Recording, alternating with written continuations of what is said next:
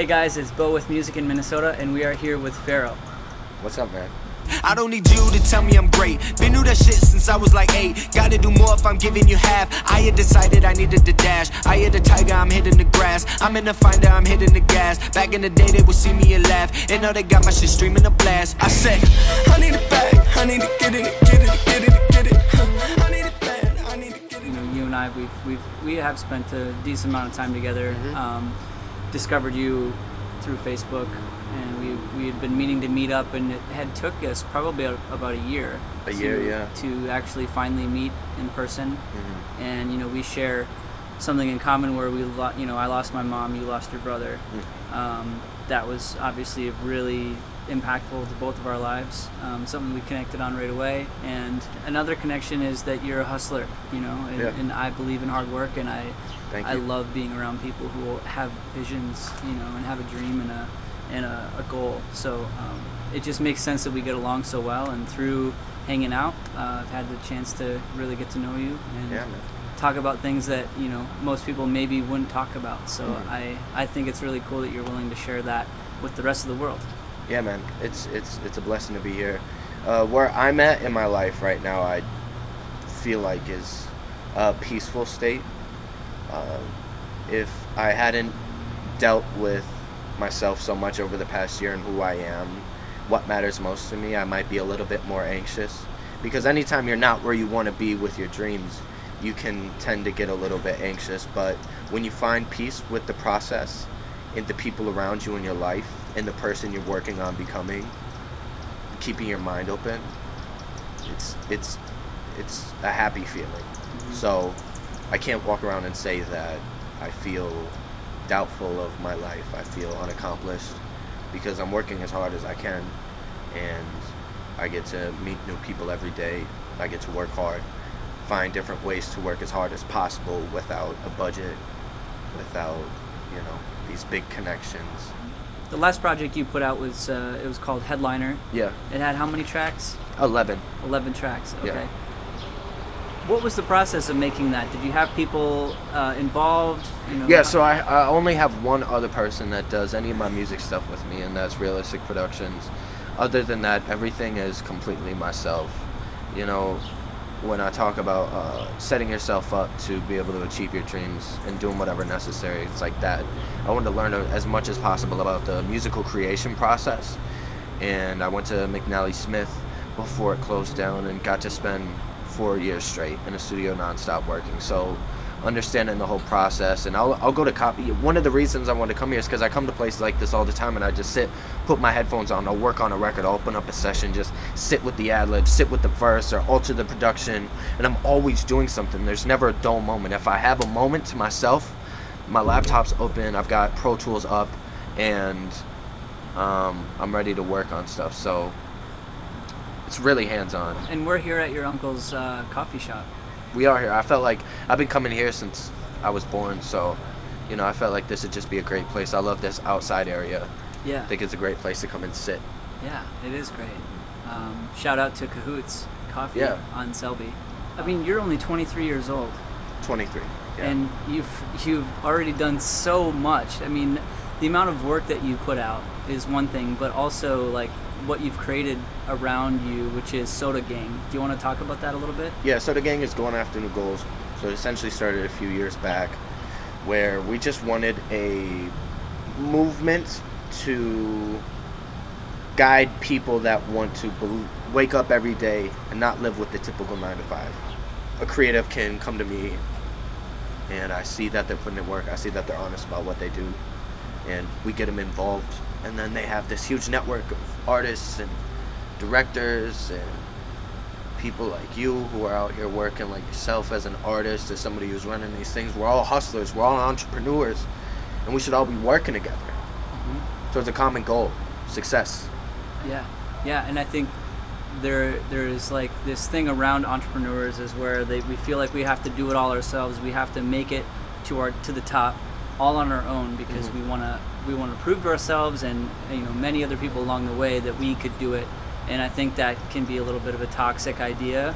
And when you open it up to all of these other people who are going after separate goals, but together we can achieve them, tenfold when we allow people to help us, Yeah. or we are willing to help others. Absolutely. People are blinded by ego and often feel as though by doing everything themselves, there is some greater prize at the end of it. But the truth is, finding people who are waking up every day and going after their dream, getting them on your side, they become friends in your life. They become people that advise you, mentor you.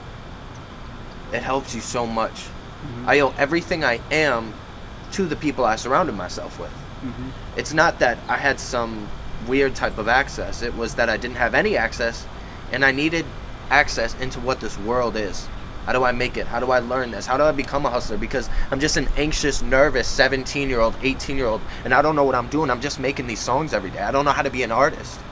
And then you learn from people that are older than you, that have been in different positions, been through different experiences, because every human has been through something different in life. Everybody has their own story. Mm-hmm. And you can take away from everybody, whether good, whether bad, you can take away from everybody.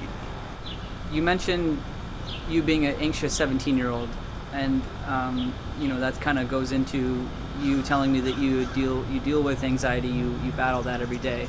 I think our readers and our listeners would be interested in knowing how do you combat that? How do you slay that dragon? There's many different things. Anxiety is not a thing that has one single cure, one symptom. People deal with different types of it. I had a conversation with somebody yesterday who told me that they lose their equilibrium and they black out sometimes when they have anxiety, which is completely separate from what I deal with, because I deal with a little bit more of fast heart rate, shakiness, nervousness. I can't really sit still, never to the point really where I black out, but it's there and it can alter a lot of my mood. And this is something I still battle as a person, but I've dealt with it for so long. I know how to look at it straight in the face, identify it, and then start searching for as many solutions as possible. Because the truth to anxiety is you can't just flip a switch and it's gone. It's always going to be there. It's about finding as many ways as possible to make yourself happy. It's all about the power of mind, overcoming things, and just knowing that you can get through it. And that's essentially what you have to do in life. The common things of anxiety, losing my brother at 19 years old, you're forced to overcome your demons. You know what they look like, you know how they feel, you know how they sound. You learn how to fight them, you learn how to keep them away, and they'll always exist, but there's a lot more good, and you just have to accept. It's all about acceptance of the things that you can't change. That was something I battled for a really long time. And then when you make peace with that, you truly can wake up every day and be grateful. Because everybody's dealt with something worse. And we're here and we're alive, man. Was it when your brother passed when you started to develop some anxiety? Or No. It was when a friend of mine passed when I was about 15 years old. It was the first time somebody close to me that I knew that was my age, that was a kid, died. And you see death in the face.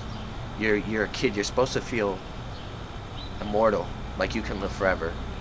And when you see a 15-year-old in a coffin, it changes your perspective forever.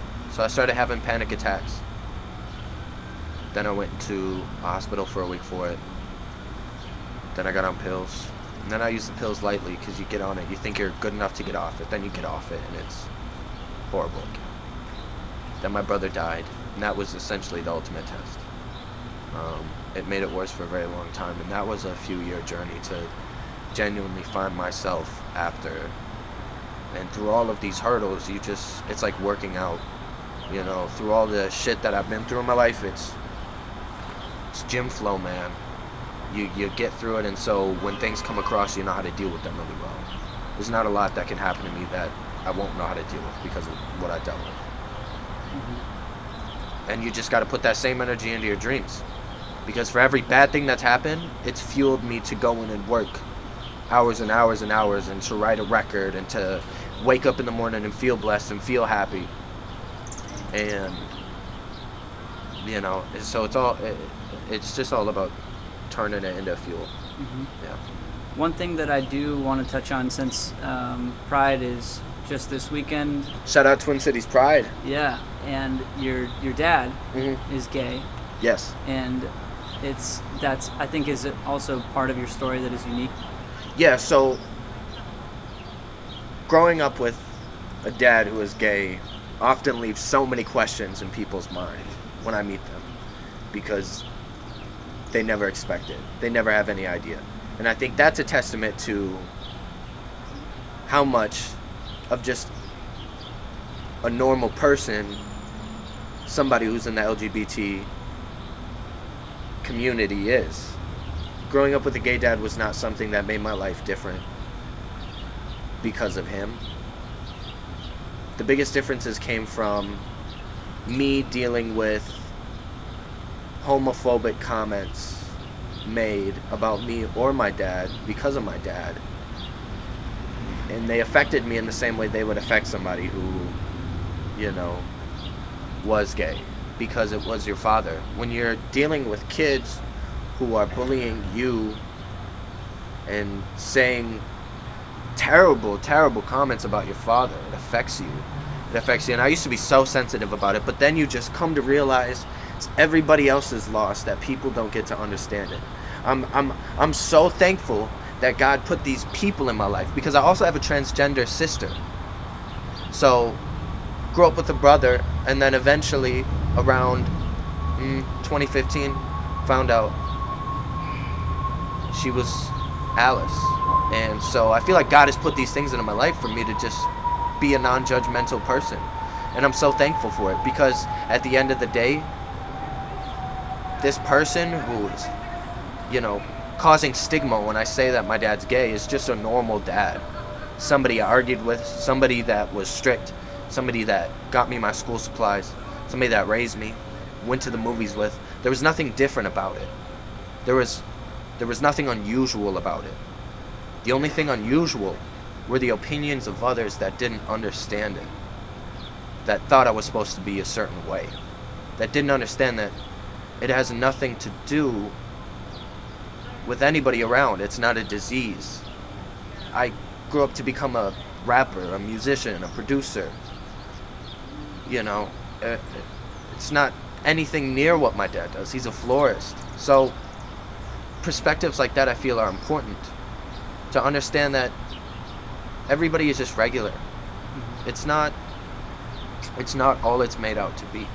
And it bothers me. I think the stigma really gets to me, because everybody assumes something out of it. It can't ever just be, they find out my dad's gay and it's normal. It's like, okay, it's like, well, you know, this, and they pose, well, how were you made? I have a mother, you know. My parents divorced when I was like 6 months old, so I just grew up and my dad was gay. It wasn't like this thing I found out and went through. It was just normal, and I didn't understand that it was even something different and something people weren't okay with until I was supposed to go into Boy Scouts. And there was a whole thing that happened with it, and so I didn't end up being a part of it. But yeah, you learn to ignore those comments. And as far as my sister, I love her. That's still my sibling. It's still the same exact person I grew up with. If you guys have a brain in your head, you will check out Pharaoh's music. I was hooked within the first, couple seconds of one of the songs I checked out, and since then it's been a wild ride listening to the stuff that he comes up with. Thank you for having me, man. I'm glad we were able to finally meet up and speak on camera. Shout out to all of you guys who are tuning with music in Minnesota. You guys are incredible, and I love your platform and everything you continue to do for the city.